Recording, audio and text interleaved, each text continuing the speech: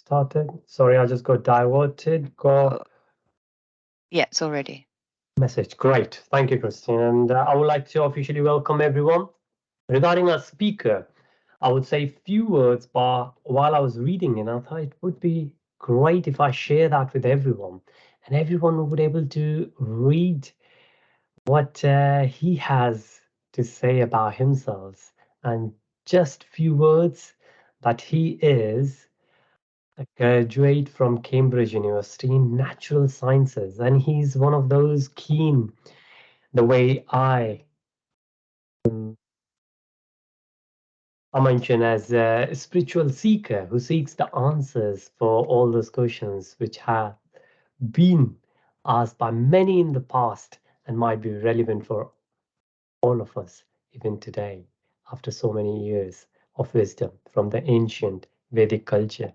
So another, I think it's one of those unique things while I was reading and exploring about him that he is a volunteer on many different platforms, but one of them is a School of Bhakti, an educational institute at Bhaktivedant Manor. And I believe it's the same institute where our Prime Minister visited after he took the office at 10 Downing Street. I've just shared the link in the chat for everyone. So I would like to welcome Bhaj Govindam on behalf of Aspire UK. If you could please share the wisdom. Thank you, Varun. Thank you all for having me here. It's nice to be a part of this community, actually, to be invited. So I know we are all used to Zoom or Teams meetings, but I could request, if it's possible, if people can turn the cameras on. It's nice to put faces to names. I don't know if that's a culture at KBR, but at least where I work, we're like requested to put the cameras on as well. It's nice. You get that personal touch in COVID period and post-COVID as well. So yeah, if it's possible, that'd be nice. Thank you. Thank you. So before we start, it's tradition actually for us to invoke the blessings of the spiritual teachers, the acharyas as we call them, and the gurus, who have dedicated their lives to actually give us the wisdom in a way which makes the wisdom relevant to us. So request that if you know the prayers, then you can follow along and recite as I do, maybe on mute just to avoid sort of the clash in the sounds. But equally, if you don't, then you could just meditate on the sound vibrations. And yeah, then we can get started. Om Jnana-timirandasya Gyananjana Shalakaya Chakshurunmilitam Yena Tasmai Shri Guruve Namaha Shri Chaitanya Manobhishtam Stapitam Yena Bhutale Swayam Rupa Kadamayam Dadati Swapadantikam Jai Shri Krishna Chaitanya Prabhu Nityananda Shri Advaita Gadadhara Shivasadi Gaura Bhaktavinda Hare Krishna Krishna Krishna Hare Hare Hare Rama Rama Rama Hare Hare. So yes, thank you for that, Varun, and yeah, looking forward to seeing what we can have lunch and learn together. So just a precursor, I am not at home, I am not in the office, I'm actually abroad right now. So if you see any jittering of the camera, that's just because I don't have a desk right now. So I apologize in advance. So I will share my screen if that's okay.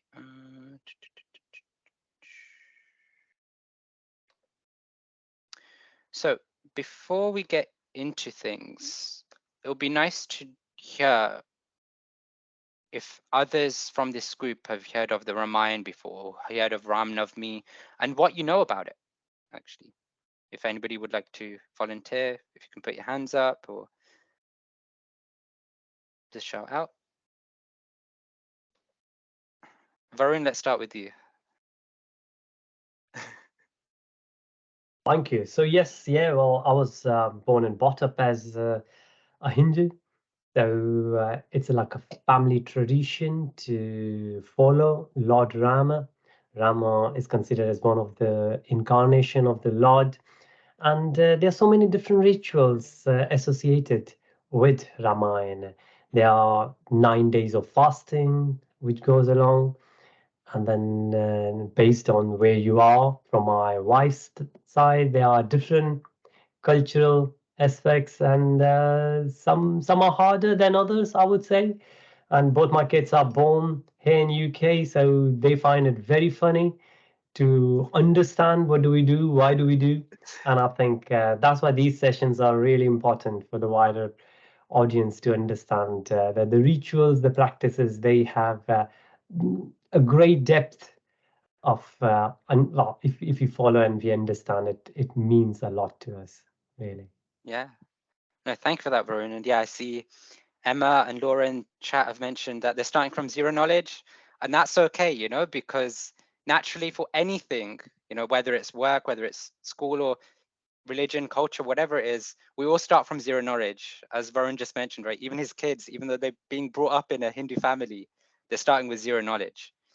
And that's the beauty of actually our mentality of wanting to grow and learn, right? So really appreciate Emma, Laura, yourself, and others who are in this call today, who are starting from that zero knowledge aspect of Ramayana and Ram. But yeah, so as Varun mentioned, Ramayana is really about the life and the story behind Lord Ram, who is considered one of the prime gods within Hinduism. And if I just share my screen, just so we can get this going. So when we think of Ramayana from the Hindu perspective, from a cultural perspective, from a Vedic perspective, who usually comes up is four personalities, right? So just get a pointer out. So we have Lord Ram in the middle. We have his eternal consort, his wife, Sita, who's next to him. And then he's got a younger brother called Lakshman, and a servant, actually, somebody who, not a servant in the sense that how we understand from, you know, history with Africa and India and so on, but this is Hanuman, who is the personality, is a monkey personality who desired to serve Lord Ram purely for the exchange of love. So service, when we think of a servant in this day and age, we think of somebody who's being abused, somebody who's being forced to do something just to make ends meet, right? Just to survive. But here is somebody who we call a servant who desired to serve and just dedicate his life to serving and helping and doing whatever Lord Ram wanted or needed from him. Nothing malicious, nothing like that, just purely out of pure love.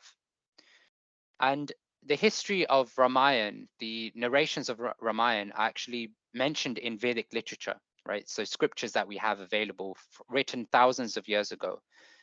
What used to happen is that literature was, it was written thousands of years ago, but it was actually passed down through oral reception, right? Even before it was written down. Back in the days, people were so advanced in their memory and their recollection that as soon as they heard verses or heard pastimes, Sanskrit, anything like that, they would remember them immediately. You know, it would stay with them for many, many years. But nowadays, you know, we struggle to even remember something that was spoken 5 minutes ago. So we take notes, right? The to-do list, the to-be list, and all these different things. So when we think of Ramayana, and especially in this period, this month of April, actually, it's a very interestingly auspicious period for Hinduism, in the sense that there are many different festivals, celebrations that are going on in relation to Ramayana. So we had Ram Navami at the end of March. We had Hanuman Jayanti at the beginning, I think it was the 6th of April. And then at the end of this month, we have Sita Jayanti, right? Which I'll talk about them in a bit more detail. So yeah, how many, if people would like to just put their hands up and say, and just call out, or just keep your hands up if you've heard of Ram Navami or if you celebrate Ram Navami, like Varun mentioned. You know, I see there's a mixed crowd, so assuming some people. Yeah, so Gyan, okay. Varun, Raji. It's nice. So what do you guys do during Ram Navami usually?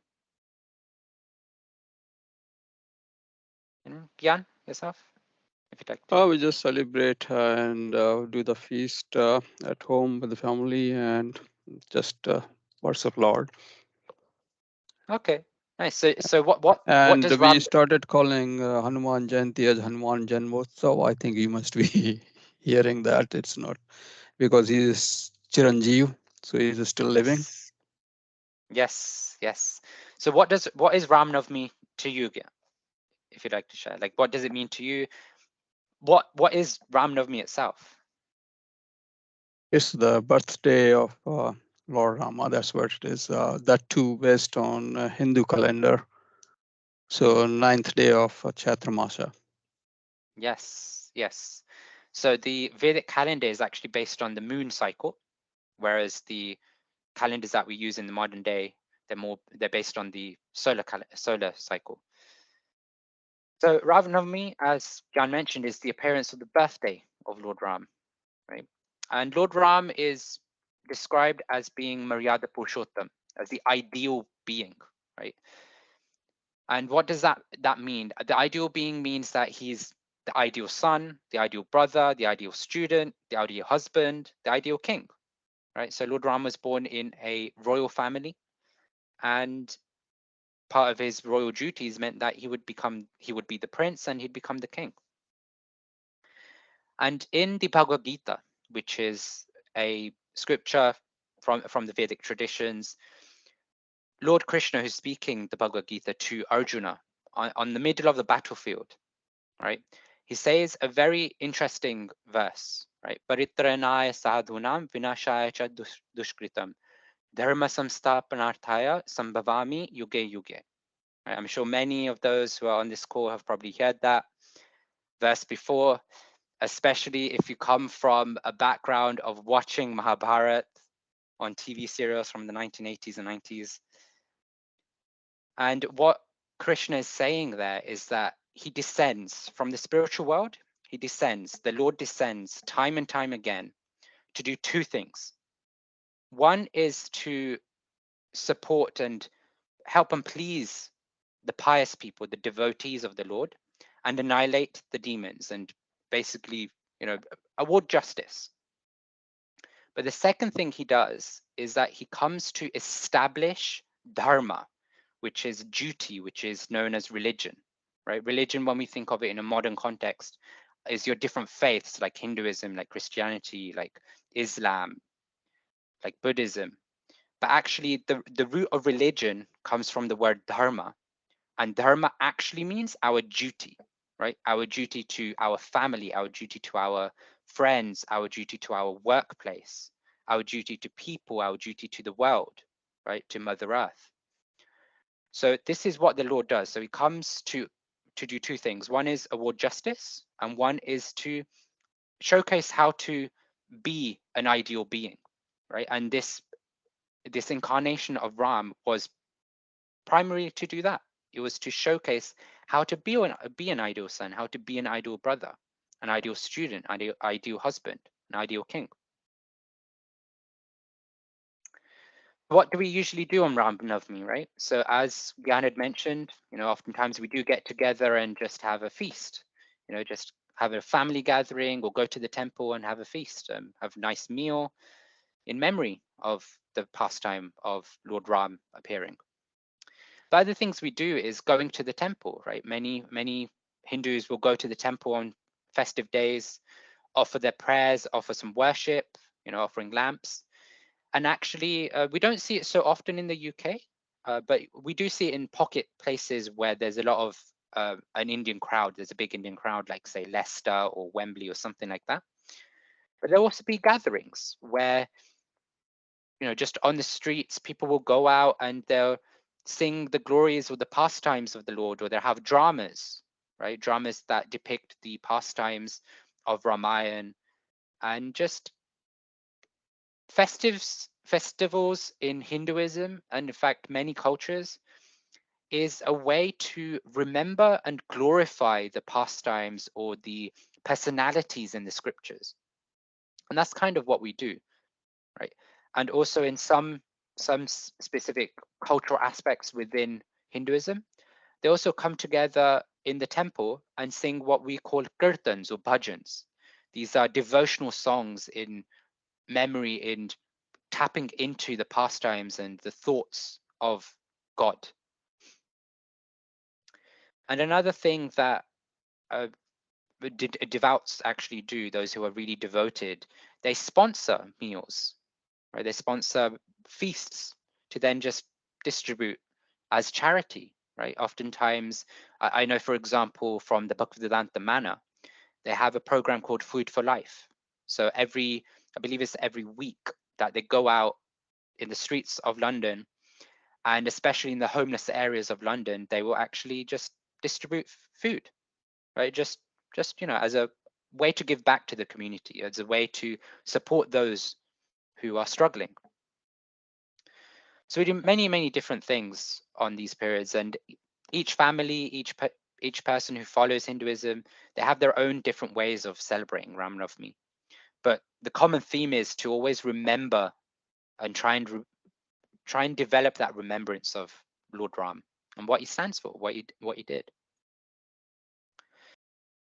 And then I'll go to Hanuman Jayanti. And Hanuman is a very special personality for many Hindus. Hanuman Jayanti is the appearance day of Hanuman, right? We celebrate as the birthday of Hanuman in one sense. And as Anand mentioned, he's a Chiranjeev. Chiranjeev means that he's a personality that has a very long lifespan, right? So the scriptures describe that he's even living today, but he's living in incognito in one sense. So he has the ability to hide himself and not appear to those who he doesn't want to appear toward in front of. Hanuman is, like I mentioned earlier, is a personality who served Lord Ram out of pure love, right? And he's a monkey from the way he's depicted, but he's a intelligent monkey. So he's not just a monkey like an ordinary monkey, but he's a monkey who actually has human traits, who is actually able to communicate, he's actually able to do things as a human does, but he's just in a human body and just conscious of time. So the other thing about Hanuman is that he's empowered, right, by God. We can understand that God has powers which are beyond human conception, right, beyond our perception, beyond our logic. And sometimes if the Lord is pleased with certain individuals, he will empower them to be able to do special things. And that's what Lord Hanuman is. Hanuman is empowered by Lord Ram to be able to do certain things. So similar to Ram Navami, when we celebrate Hanuman Jayanti, oftentimes we'll go to the temple, we'll offer worship. But another thing that devotees of Hanuman really do, they recite this prayer, which is called the Hanuman Chalisa. If you'd like to put your hands up if you're aware of the Hanuman Chalisa, or if maybe you recite it yourself. Gyans, Varun. Yeah, I can see Gyan and Varun are very devoted to Lord Ram. It's nice. Ajit, Dilip, Darash, that's nice. It is Tuesday, so I always listen this every Tuesday morning. It's nice. Yes. Yes, it's often said that there are certain days dedicated to certain gods, certain personalities. So this Hanuman Chalisa prayer that a lot of Hindus recite is actually a glorification of Hanuman in which we're glorifying the empowerment that he's received from Lord Ram, right? We can understand that, and as Hindus, we know that Lord Hanuman dedicated his life to Ram. And there's this famous picture, which, I should have actually put this in the PowerPoint, but there's a famous picture that most Hindus or anyone who's gone to a temple will know and see, where Hanuman's ripping his chest open, and inside it, within the space of the heart, he's actually got a picture of Ram and Sita sitting there, right in his heart. And that's to showcase how dedicated Hanuman is to Lord Ram. That his entire being, his love, his entire motive and focus is on Lord Ram. And the Hanuman Chalisa depicts that very nicely because it showcases the empowerment that Lord Ram gave to Hanuman, right? And it showcases that love, that devotion, that what one can achieve when one is so dedicated to Lord Ram. And on this day of Hanuman Jayanti, oftentimes as Hindus, we will also offer our prayers, offer our respects to Hanuman, and pray that just as Hanuman became empowered because of his devotion to Lord Ram, that we can also develop that love, that devotion to Lord Ram, and in some way also become empowered to live our life in a pious way, to live our life in service to God and to humanity, and awaken that love for God as well. So I'm just going to pause there because I'm just conscious. So Varun, can you just correct me? We do have until the hour, right? Or is it just the 30 minutes? That's right. But if you could leave a few minutes at the end for any questions, or if you like to take questions in between, feel free to do that. Yeah, sure. Thank you. Thanks. Okay. So the third one I will just talk about very quickly and briefly is also Sita Navami, right? Sita Navami, or Sita Jayanti as we'd also call it, is the appearance day of Mother Sita. So Mother Sita is the consort, is the wife of Lord Ram, right? And she is actually described as a very powerful woman in the literature. So it's a pastime that those who have followed Lord Ram and Sita would know, but those who are just familiar with Hinduism probably aren't very well aware. But in this picture, you can see that Sita is holding a bow, and she looks like a small child. And actually, I think it was 5 years old when Sita was 5. Then this bow, let me just give you a background of the bow. It's a bow which is called the Shiva Dhanush, right? It's Shiva's bow. And it was so heavy that when it was brought into the kingdom of where Sita stayed, it's described that it took like 50 strong, powerful warriors to carry it because it was that heavy. But Sita, when she was about 5 or 7 years old, I forget the age, she was just playing with her friends in the gardens, and she desired to have a fruit, right, which was hanging from the tree, and it was a very juicy fruit, but it was so high up that she couldn't reach it. So naturally, what do kids do, right? They try and find some way to try and cut the fruit down. I'm sure many of us have done that. You know, even in the UK, we probably do that if we have fruit trees at home or something like that. And what Sita thought is that, I know there's a bow in my father's palace. I'll go and get that bow and use that bow to cut the fruit down. But that bow was so heavy that it took 50 strong warriors to carry it. But there's Sita, a small child, who went, picked the bow up, brought it, cut the fruit down, and then put the bow back, all by herself. That's how powerful Sita was. And seeing this, when the king saw and heard that this is what Sita did, he set off basically on a mission to basically say, okay, whoever marries Sita has to be at least as powerful as Sita to be able to pick the bow up, string it, and fire the arrow. So during the wedding ceremony, or the attempt at getting Sita married when she was much older, then many different princes, many different warriors had come to try and pick the bow up. Some struggled to pick the bow up, some struggled to tie the string on the bow, but ultimately it was Lord Ram who was able to do this. And so Sita, that's why Sita and Ram are depicted together, because in that pastime they came together as husband and wife. And actually that's their eternal position as well.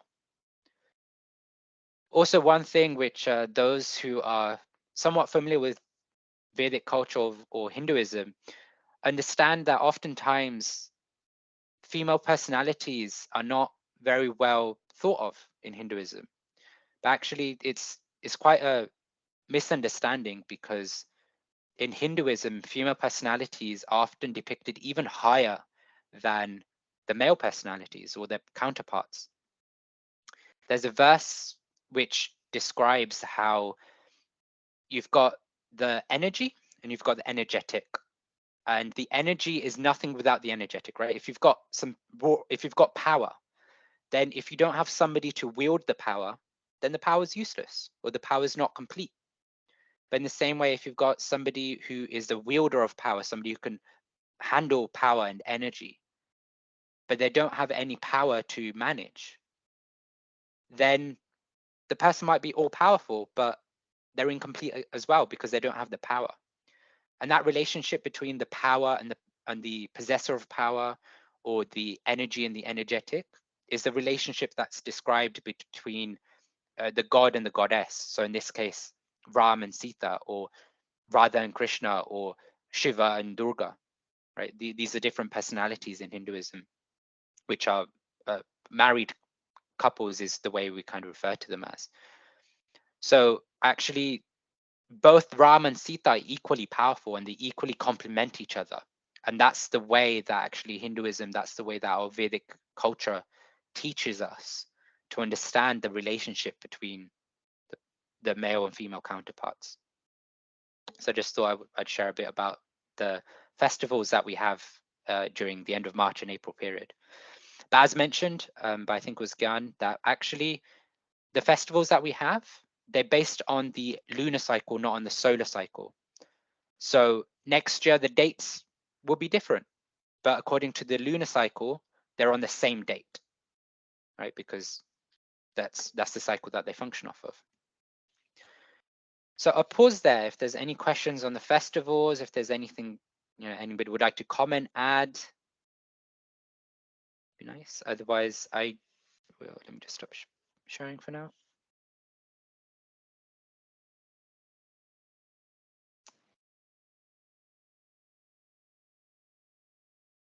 No, Varun, yep. Thank you. Such a great story, and some basics for those who've been in this culture for long, and I'm sure many new facts for others as well. It uh, I remember one of the pastime, one of the story of Lord Rama with the Hanuman, when you mentioned Hanuman and his squirrel. I wonder if you could share that story, because there is a great takeaway in that story. Sure. So actually, the next part of the session that I had was to just go through a bit of the Ramayana pastime, but I don't touch on that one, so I'll touch on that now. So there's a pastime. So as part of the Ramayana story, just in brief, what happens is that Lord Ram marries Lord Sita, Lord Sita, and because of some family drama, let's call it for now, Lord Ram is exiled into the forest. So he's sent away from the palace, he's sent away from home to go into the forest. And with him goes Lakshman and Sita. Lakshman being the brother and Sita being the consort. And what ends up happening is that Sita gets abducted by a demon. And so in the search, in the quest to go and find Sita, to save Sita, Lord Ram comes at the border of the ocean. So it's described, it's the border of India with Sri Lanka, right? And they're thinking of how to cross the ocean. And what ends up happening is that they start building what we call as the Ram Setu bridge, right? And this is a bridge actually that, I mean, it's from a scientific perspective, it's questioned whether it is the same bridge or not. But there is a bridge, if you could even research it, and there's a bridge which is made of rocks and is floating. From a historical perspective, it doesn't make sense, right? From modern geology, it doesn't make sense, but you can see pictures of it and so on. So from a cultural perspective, it's dated back to the fact that, okay, it gives evidence for this pastime. And as part of that, what ended up happening is that Lord Ram had an army of monkeys, right? Which is where Hanuman is also part of the army. And they were all trying to help build the bridge with rocks, with whatever capacity they had, holding big rocks or stones, whatever they could. And there was a squirrel, right? There was a squirrel who also desired to help in some way. Now, we as humans were like 5 feet, 6 feet or something like that. And so naturally, if we're going to cross a bridge, we need stones that are at least 1 feet wide or something like that to be able to walk. But a squirrel is not even 1 foot, him or herself. So Hanuman was seeing that the squirrel was carrying small pebbles, small stones. And Hanuman's like, you know, you're not really doing much, you know, like, what are you doing? I'm Hanuman. I'm this big personality. I'm bringing big rocks. I brought a mountain, you know, so many different things, and I'm doing all of this to serve Lord Ram. But you're a squirrel. You're a small animal. You're just bringing small pebbles and stones. How's that going to serve Lord Ram? But Lord Ram, he's such a personality, like I mentioned. He's Maryada Purushottam. He's an ideal being. He saw that the squirrel's intent was to serve. He saw that the squirrel's intent was to help, right? In whatever way the squirrel could. And what Lord Ram ended up doing and saying is that, Hanuman, right? Your capacity is to serve by bringing mountains, by bringing big rocks. And the squirrel's capacity is to bring small pebbles, to bring small stones. But I value the service equally. The point here is that we all have our own different capacities, right? Some of us, if we look at physique, some of us are small built, some of us might be going to the gym regularly, you know, having big, you know, lifting big weights. From a psychological perspective, we all have different emotional capacities. We all have different intellectual capacities. But the point is that how much are we using that capacity to its full extent to serve others, to please others, to help others, and especially when it comes to it, to serve and help God, right? Following what God wants. And that's the idea behind that pastime. It's to understand that we all have our own capacity to do things, and we all should utilize it to the best of our ability and not compare ourselves with others or others with other people. The point is that if that person has a certain capacity, we appreciate that they're giving their all in that capacity. And equally, we should also do our best to fulfill wherever we can in our capacity. So if there's anything else you've heard with that pastime, Varun, it'll be nice to hear your insights and thoughts on that. Can I add something here? Sure. Sorry, I don't know who was Okay, speaking. there is a saying in Indian, that's why that after this Ram actually trying to thank a squirrel and then stroked its back, and that's why there are 3 lines because of Lord Ram's fingers was through. So Indian squirrel, you can see there are lines on the back of the squirrel. That's saying, but it may not be true. That's interesting. I've never heard that before, but that's interesting. Thank you again. Thank you. No, that was really nice story, and the reason I like it because obviously, if we think about in corporate world, then doesn't really matter which pay grade to say we are on. We are equally responsible for our part of job, and we are equally responsible, and we contribute the same. It's not that if you're part of senior leadership or executive team, then only you make the big contribution. Doesn't really matter where you are. And I think in this story, that's what, and you could see Emma Clapping, she's our HR partner. So she, I'm sure, supports that. And this is the core value which we get from the senior leadership as well. So that's the reason I thought it would be great to reflect that story. Thank you so much. Please. Yeah, no, that's nice. And yeah, absolutely. That as a senior leader, we have different responsibilities, different duties. As somebody who's, say, an engineer, you have different responsibilities, different duties, but you're all working towards the same goal, right? Even me in my workplace, by profession, I'm a solution architect. But my responsibility is different to, say, the project manager or different to the developer. But we're all contributing to the same goal. And as long as we're contributing in our capacity, that's the whole point, right? That's all of us taking equal responsibility, because my duty is to be a solution architect. My duty isn't to be a project manager. So I let the project manager fulfill their duty to the best of their capacity, and I do the best of my capacity, my duty as a solution architect. So yeah, thank you, Varun. That's yeah, it's a good reminder of how it applies to the workplace as well. I see Emma's also mentioned that she loves the idea of when it comes to differing religions and faiths, how respect and appreciate each other. And yeah, this is actually one of the core values that we have within the Vedic traditions, and many other traditions and cultures and religions have this, because the idea of religion is not it's my way or the highway. The idea of religion is that we're progressively trying to work towards developing a relationship with God and serving all of God's creation, whether it's human beings, animals, Mother Earth, nature around us. So yeah, so I'm just going through the chat history, and yeah, so thank you for those who have shared the pictures of Hanuman as well. So yeah. Anyone have any questions? I'm conscious of time, so I don't want to go through the next part. I think we can pause there.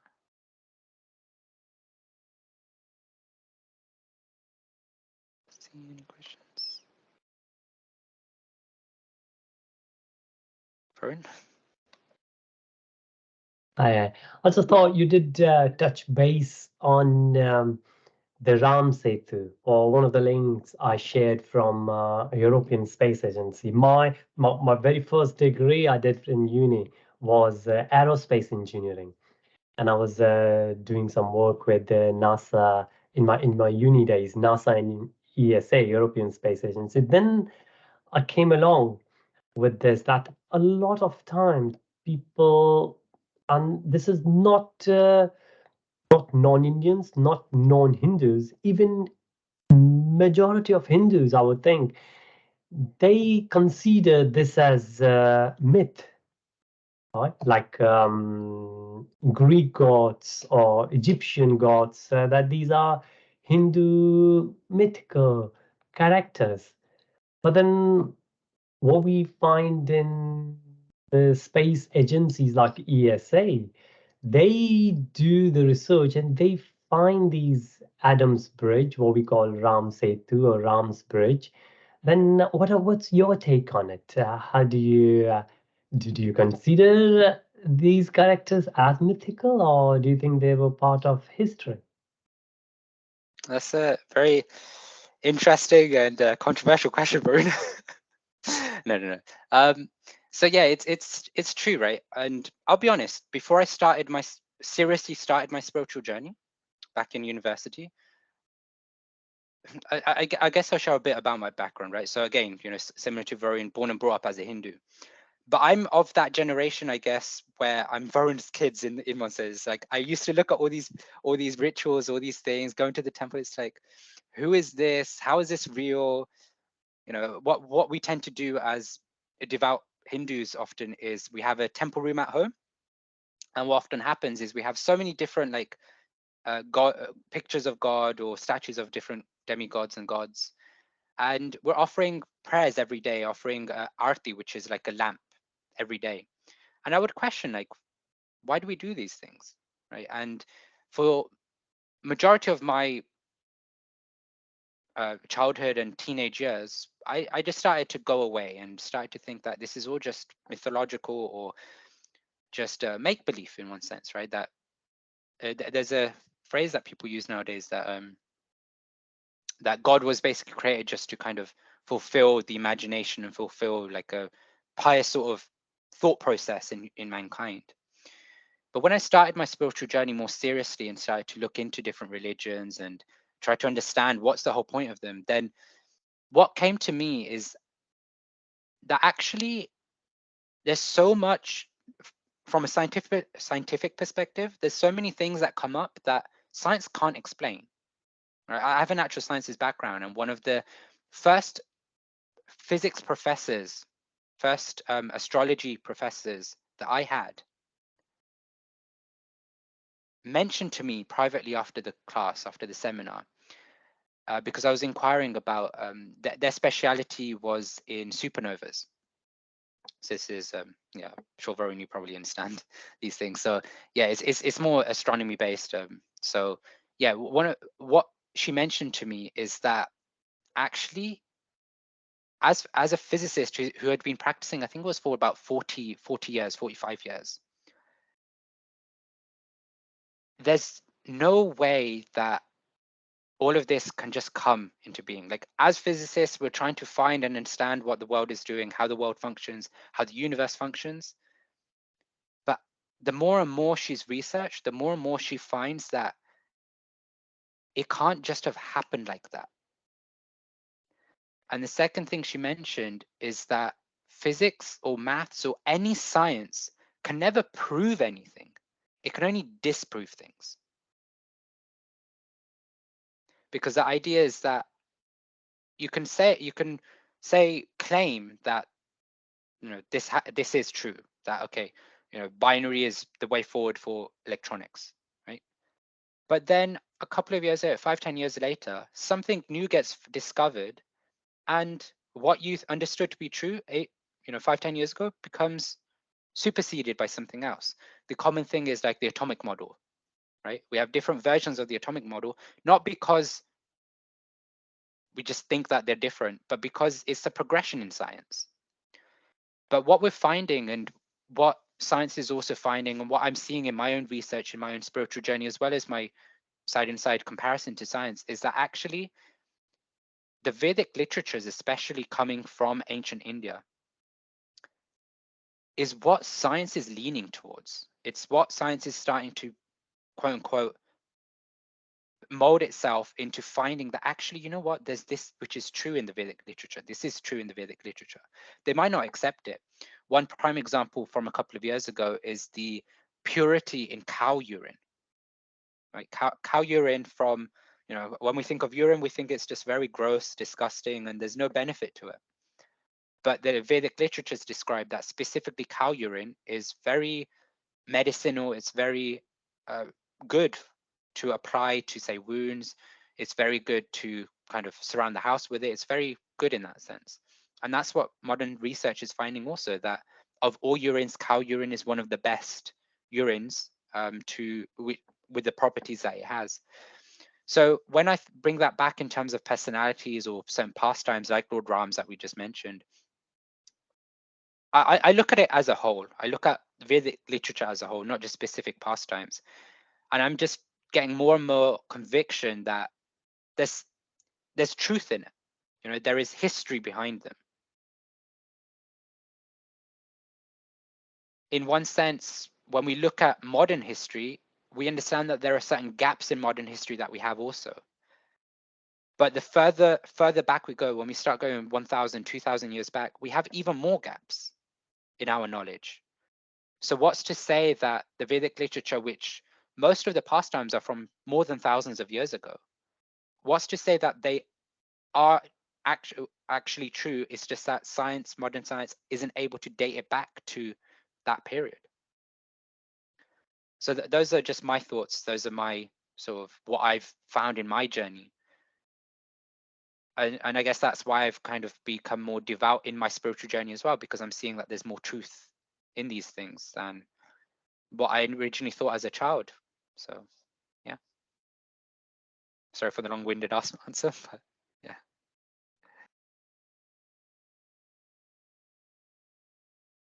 So you're on mute, Varun, if you were speaking. Thank you. No, I just thought that's great to hear. And of course, sometimes we don't have the black and white answers. There are, as we say, 50 shades of gray in between. And of course, based on our personal experiences, we pick and choose what suits to our understanding and experiences a lot of time. So no, thank you. That makes sense indeed.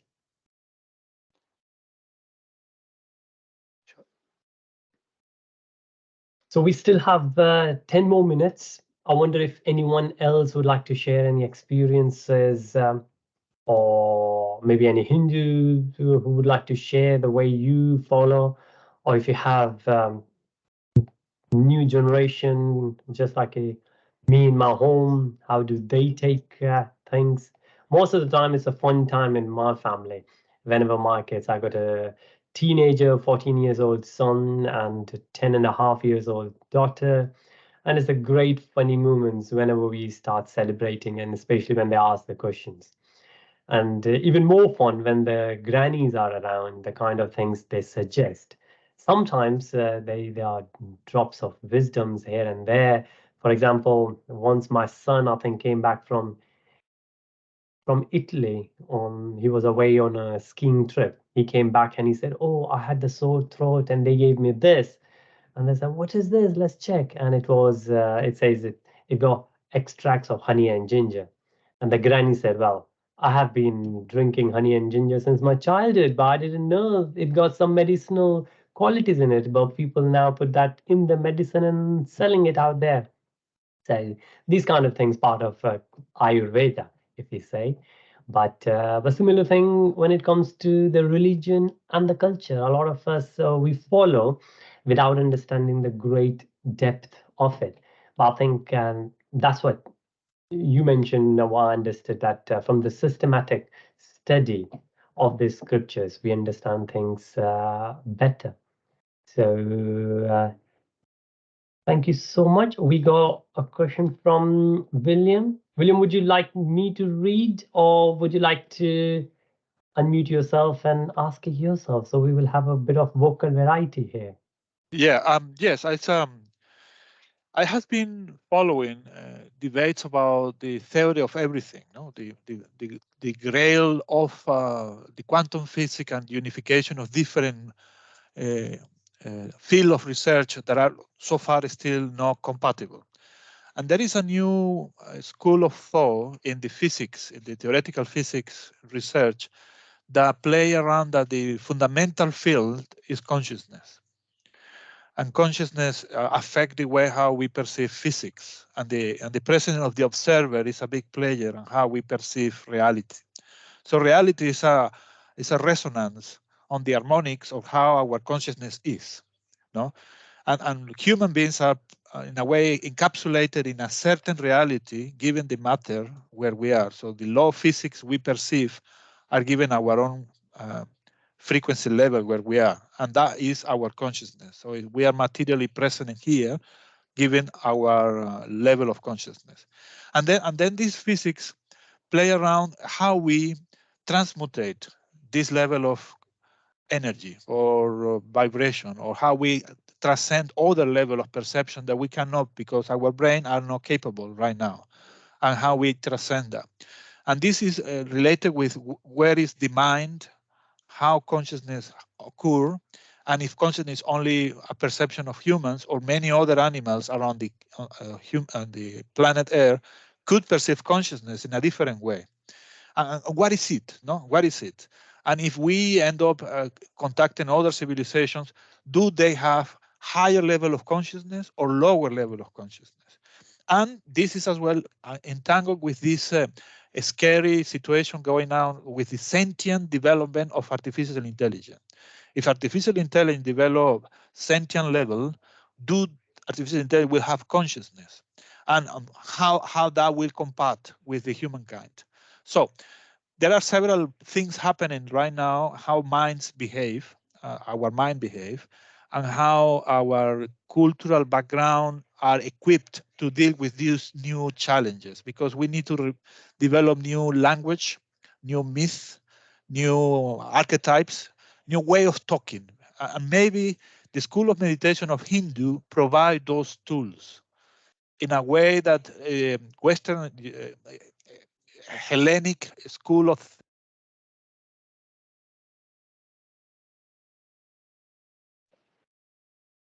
Sorry, did William just cut out? Yes, I can't hear yeah, William. for a reason my mute itself. I don't know what I did. I don't know where I lost the track. Anyway, my question is if we need to go back to the school of Hindu, not only to be a religious person, but to actually provide ourselves with tools, conceptual tools, to deal with this new realm of consciousness in physics and artificial intelligence. Yeah. Yeah, sure. I tried to just share a bit about the Hindu sort of understanding of consciousness. Yeah, so I just placed a picture in chat as well. It's a picture I really like. I really go back to oftentimes. Yeah. So this picture depicts the Vedic understanding on how consciousness functions. Yeah. So when we think of consciousness, we're thinking of the ability to do things. We're thinking of the mixture of intelligence, the mind, and like progress in one sense, right?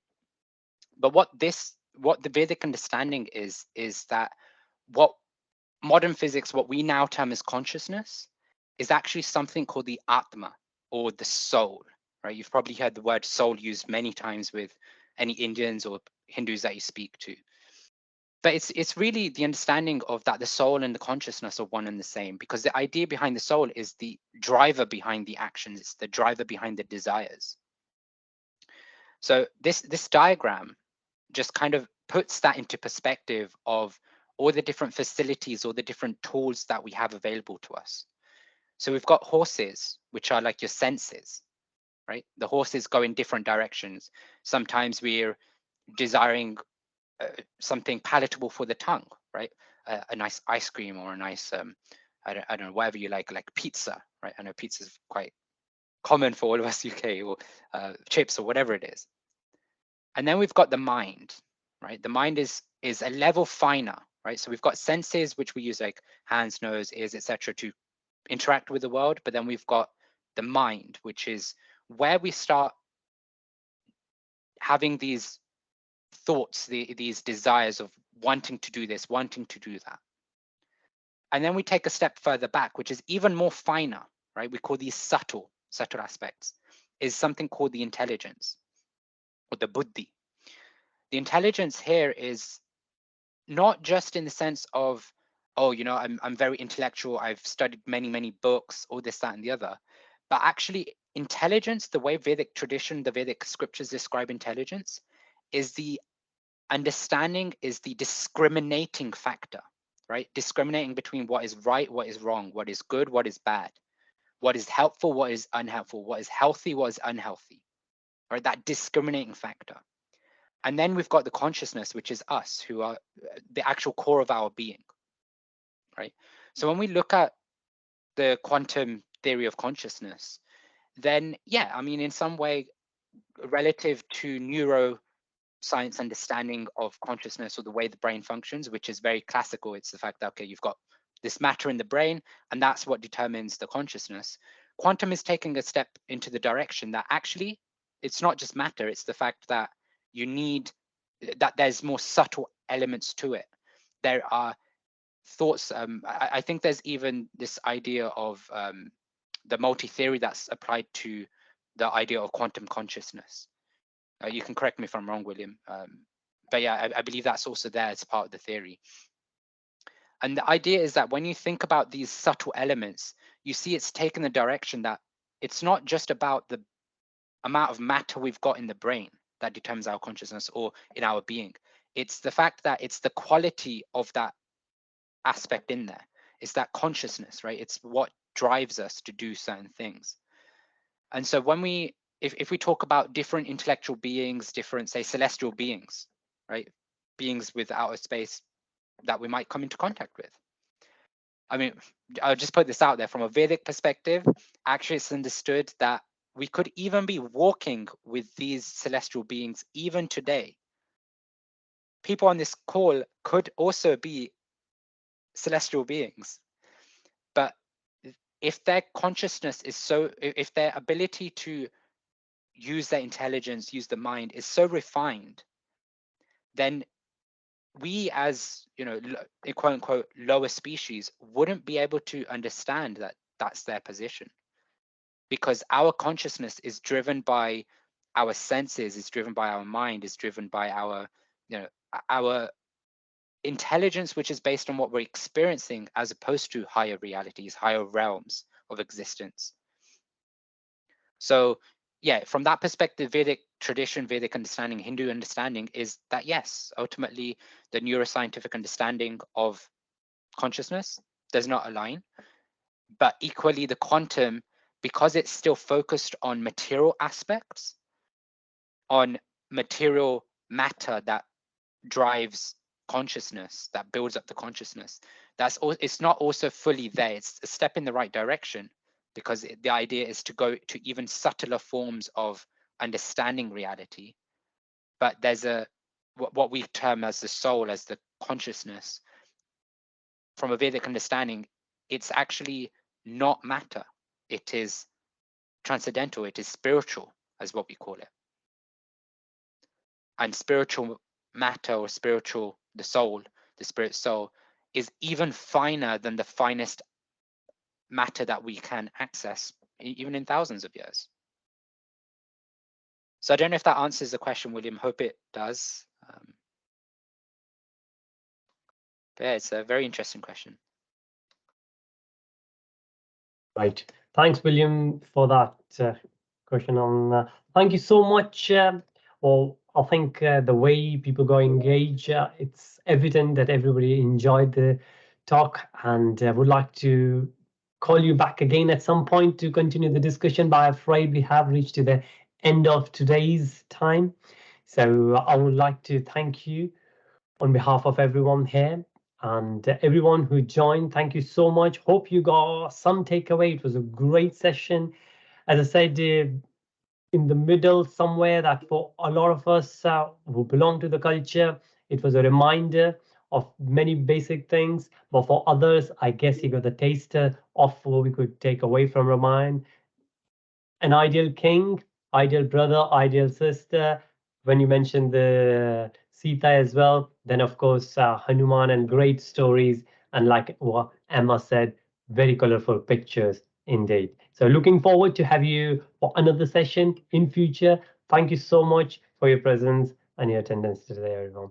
Thank you so much, Bhaja Govind. I've shared the link in the chat from School of Bhakti where he volunteers, and there's another book, Wisdom from Ramayana, which lists a lot more in detail what we could follow from a very renowned author called Chaitanya Charan. So thank you so much, everyone's presence. Thank you so much, Bhajgovinda. We will be in touch very soon with you. Thank you so much. Thank you for having me, and yeah, it'll be wonderful to be back. It'll be an honor. Thank you all. Thank you. Thank you so much. Thank you. Thank you.